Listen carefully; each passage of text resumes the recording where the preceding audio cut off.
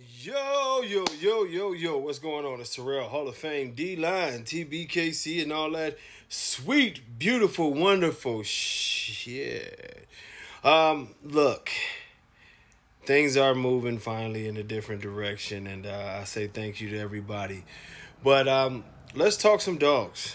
And I'm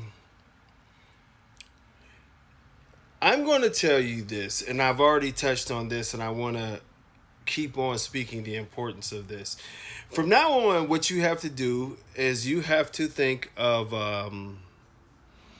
the flaws and the genetic failures of this breed and every other breed, as a matter of fact, as a cancer. You have to remember that you don't have the ability to change genetics. You don't have the ability to avoid these things. If the dog is a Merle, you know the dog is not supposed to be a Merle. No matter which way Dave Wilson lies, he can call it a blotch. He can call it whatever. The breed did not have Merle. It never has.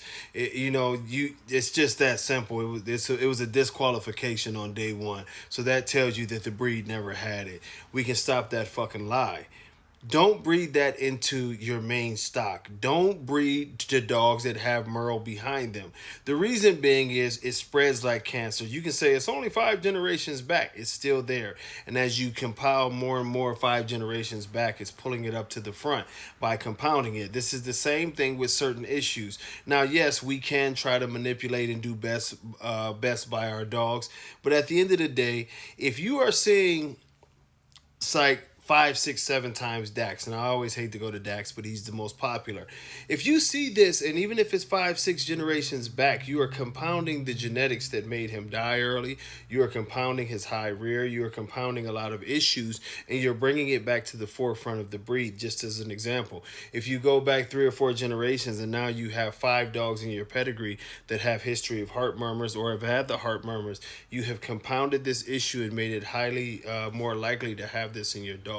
You have to eliminate these issues. If you are not eliminating these issues, you are compounding them. I know that people believe that you can manipulate and move things around. It might work once or twice, but you have to be on a steady progression to get rid of these issues, to breed away from these issues if they're there. And by all means, if you can avoid them altogether, avoid them altogether.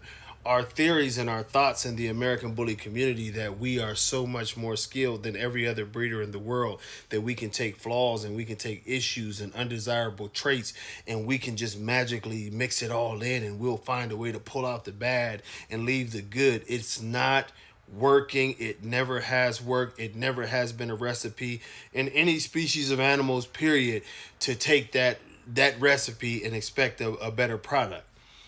If you've ever heard a thing of natural selection, this is one of the reasons why in natural selection, things that are weak die. That we are supposed to cause that dying, not necessarily the actual death of the animal, but the death of the bad genetics, so that the stronger genetics can survive. This is the way that things are supposed to work. What we are doing is we are going against nature. We are adding things to these dogs that are making them weaker, and we are wondering why they are breaking down. We are wondering why 20 years ago the average lifespan of these dogs was about a dozen years. Today, the average lifespan of these dogs, if I'm guessing, would be around 3 years. Most of these dogs are not living a long time. This is why, even from the biggest name kennels, and I won't call them out, but you'll notice that you don't see a lot of dogs from these kennels, and you don't see people who are buying all these puppies from them thriving and the dogs continuing on. I personally, from my line of dogs, I can show you dogs 7, 8, 9, 10 years old. I can hit up breeders and they will show you the generations that they have under them, if they have them or if they don't. It is a must that we get rid of these bad genetics. If we do not get rid of these bad genetics, this breed will die. I keep telling you guys this. It is no way around it. Until next time, peace.